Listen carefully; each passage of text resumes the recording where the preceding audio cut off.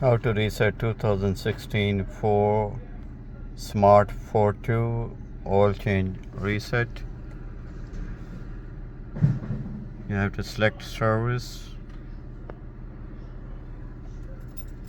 turn off the key, turn it on, and hold this OK button until it's gonna be start flashing.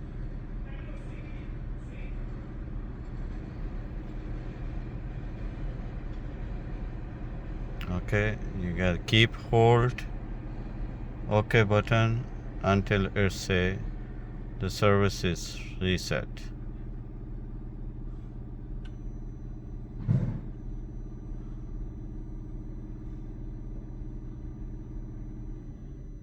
Okay, your service is done, reset. Thank you. Thanks for watching. All change reset.